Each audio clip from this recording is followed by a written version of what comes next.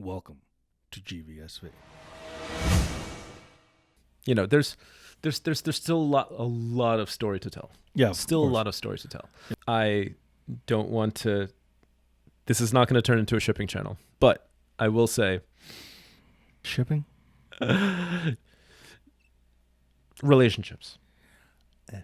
Yes. You're using all these phrases today that I just don't freaking know. Okay, Jayvik. Jayce Viktor. Ha ha ha ha. Hold on. Here we go. I feel, okay, and this is because I know what the community believes. Okay. And I'm not saying that I disagree with the community, but I'm going to project my own trauma onto these characters. Because why not? That's perfectly healthy. Exactly. I like Viktor. I feel I relate to Viktor the most. And if there was to be a relationship between him and Jayce, I'm all for it. But I feel like it's one-sided. Okay. I feel like the affection is from Viktor to Jayce and not reciprocal. Does it have to be? No, it doesn't have to be. Okay. But I know that there are a lot of people in the community that like just feel that like they're meant to be. Not everybody has to be in a relationship, you know. Not everybody has to be in a relationship. All right.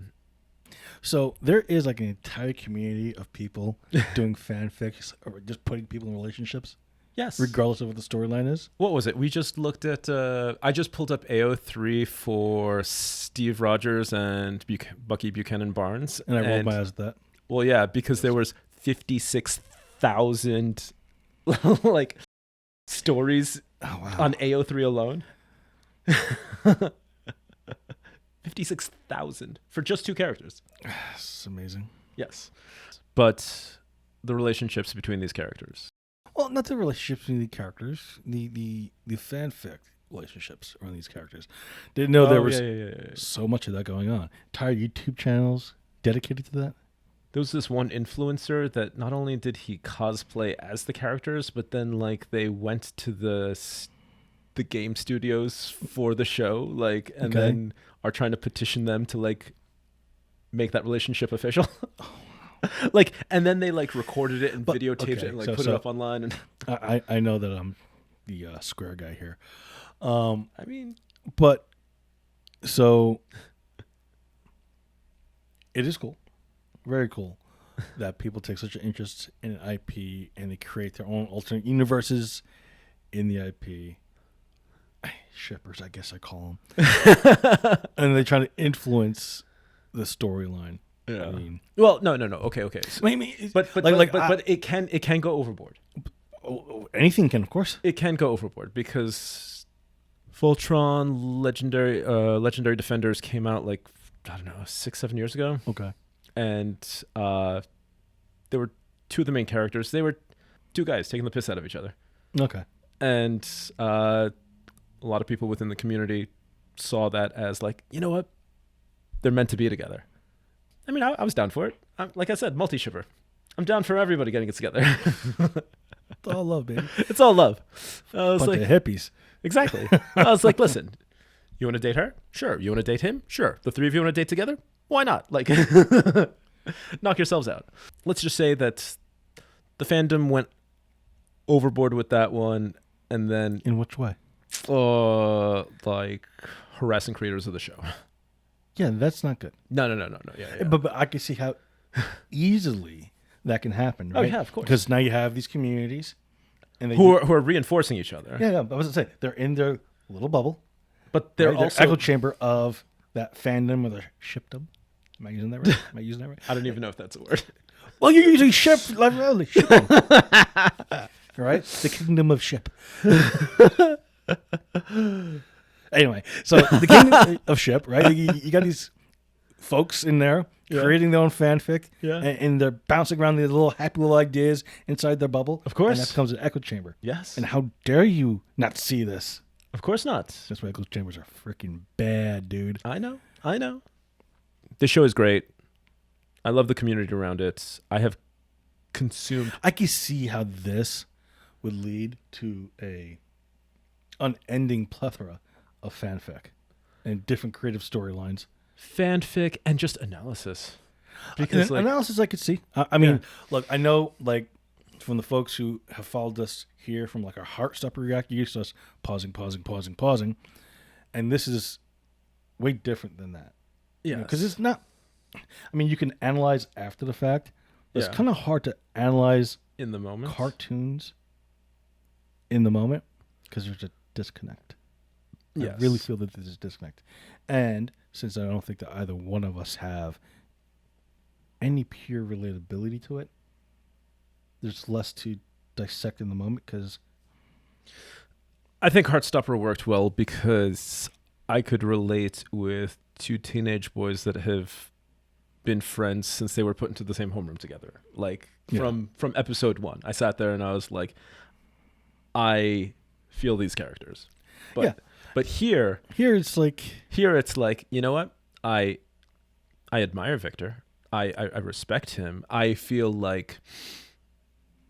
But admire Viktor? The thing is that Viktor feeling like he was a cripple who pulled him. I totally got that character mixed. Viktor and Jayce? No, Viktor and the freaking guy with the wacky eye. Oh, Silco. Yeah. Nope. Take that back. I understand you admiring Viktor. You said Silco came on my head like, whoa. It's okay. Curveball. No. I mean, that's the thing, though. Early on, I had a hard time because there was so many characters that just got thrown at me and half of them died. I was like, who are these people? Yeah, for real. But, pulled himself up from effectively the Undercity and earned a position. That 100% get. Earned a position within the academy. And like I empathize with everything that he's feeling, but at the same time also feeling like he's walking around with a cane. Yeah. Because like obviously growing up in the Undercity, he was exposed to an environment that was not healthy for the human body. No. Seems pretty unforgiving. Exactly. So he's tried over the course of his life to overcome that disability. Mm-hmm. And he's managed to get himself into a position of, notoriety within the academy, assistant to the dean. And now he meets Jayce, who Jayce is effectively at the end of his rope. He for everything that Viktor has achieved, Jayce was given.